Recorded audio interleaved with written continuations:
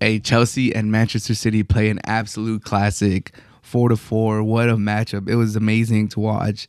Just believable drama the whole game. And to end it, Cole Palmer, Man City Youth Academy, steps up to the penalty and nails the game tying goal. Like, you can't write this up. You can't write this up. Chelsea, who, by all means have been spending a lot of money and they've been underperforming like terribly. The last few weeks, they beat Tottenham 4-1. They tied Man City 4-4.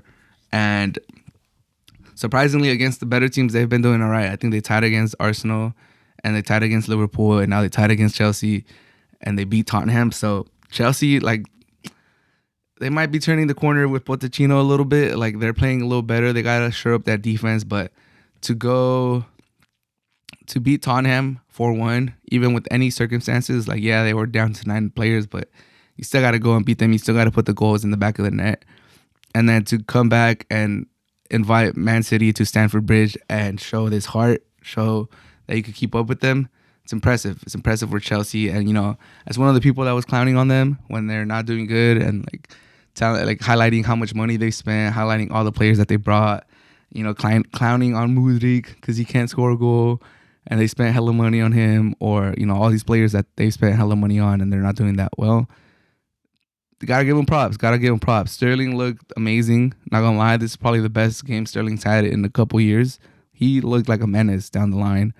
Nicholas Jackson, he did get one of the weakest hat tricks in Premier League history on Monday against 9 people, but he follows it up with a goal against Man City. Cole Palmer looks like a dog. 20 years old, he's stepping up to a penalty against his old team for the tie in stoppage time. Like, that's impressive. That's impressive. So if Chelsea could just build on this, use this as momentum, use this as inspiration to go into the second quarter or second third of the season, maybe finish strong into Box Day, going into the holidays, and then you come back in the new year and you really start making some noise. Like, this is good for Chelsea. This is good. And for Man City, like, one more can I say, like, yeah, they got the 4-4 tie. They would have wanted to been able to see the game out and win 4-3, but they're top of the table.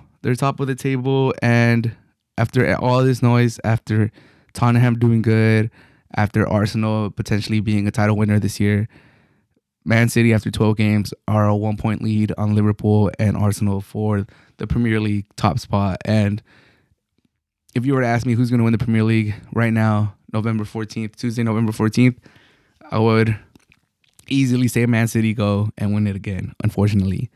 As someone that likes parity, as someone that's in the US and, the NBA and the NFL do a good job of promoting parity, it looks like the Premier League, in my opinion, is going to go back to Man City. They have depth, they have Pep, class coach, and like I said, all these other teams leading. Man City didn't have the best start, but after 12 games, they're top of the table, and I don't see anyone overthrowing them when it's all said and done.